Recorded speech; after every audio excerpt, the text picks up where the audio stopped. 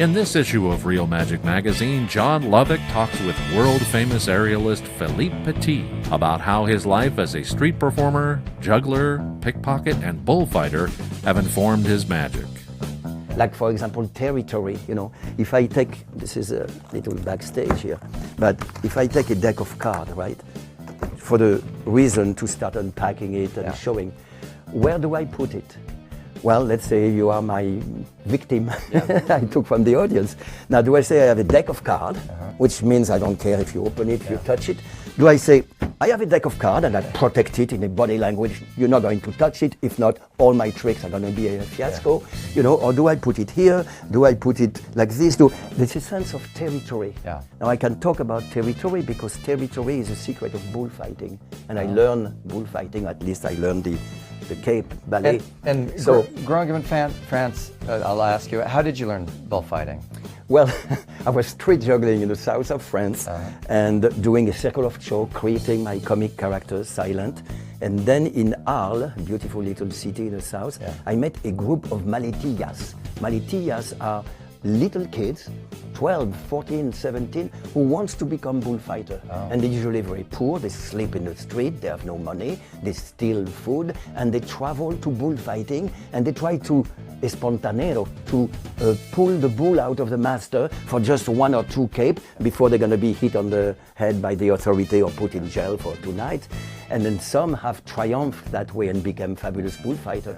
So I followed them and I learned with them and I taught them my juggling and they taught me bullfighting. But I was not involved in the, in the killing of the bull. I was interested in the ballet, and it's a dance about territory. It's very interesting. You look at the animal, and if you look well, and you have a few seconds when the bull gets out of the toril, you have a few seconds to observe the bull. He goes around, he gallops, he stops, he smells, he looks, although they're almost blind. So within those few seconds, you have to know where the territory of the bull is, where after maybe 2 vueltas of the arena, he stops, and he stops again. So that's his place. So now that you judge that, you might be wrong.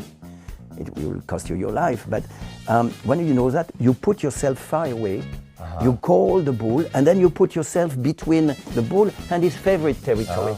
And what the bull will want is not so much to deal with you, he will want to go to the place where he feels safe. Maybe it's an odor, it's a light, it's a shadow, nobody knows, it's a bull secret.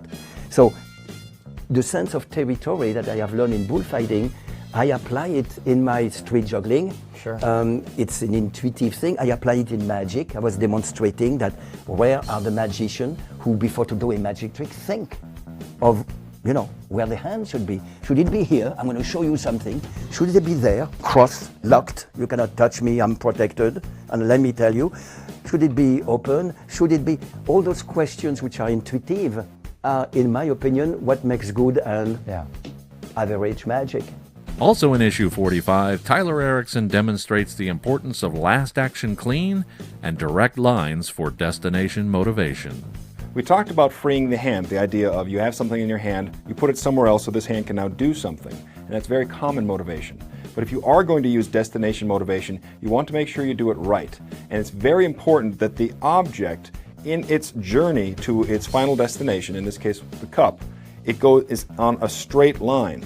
If the cup is here, and I'm going to motivate its transfer by putting it to this hand to put it in the cup, if you look at that journey, it's this zigzaggy path. It makes no sense. It's inefficient, and so it'll read like a move. What I need to do is make sure that for wherever that object is, it will travel as in straight a line as possible to get to where it's going, and I try to get the secondary hand, the receiving hand, to be on that path. Doc Eason and Garrett Thomas discuss hecklers, friend or foe. David Regal reviews some hot new tricks, fresh from the oven. And John Armstrong discusses how being in one can improve your close-up card magic. And it's the kind of thing where you're basically in monologue to the audience. So you are relating to them, you're speaking to them, and you're definitely you can even call out and talk to them individually, but you're not really asking them to do anything that is relatable to the effect itself. Which leads me to this. One of the things you never see done in walk around is the ace assembly. or any kind of assembly, because normally you would have to have a table to do it.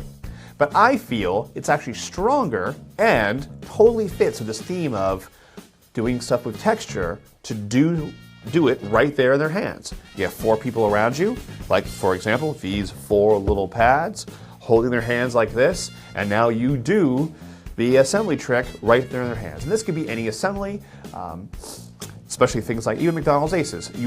How awesome is it to do McDonald's Aces? We're actually putting the double face gaps right there in their hands, and they're holding like this, and they can't actually inspect the cards. But later on, they're going to say those cards were right in my hands. You're in a beautiful place. As always, we've got 3 tricks to teach you. In this issue, they're from Jeff Prace, Tom Wright, and John Gostafaro.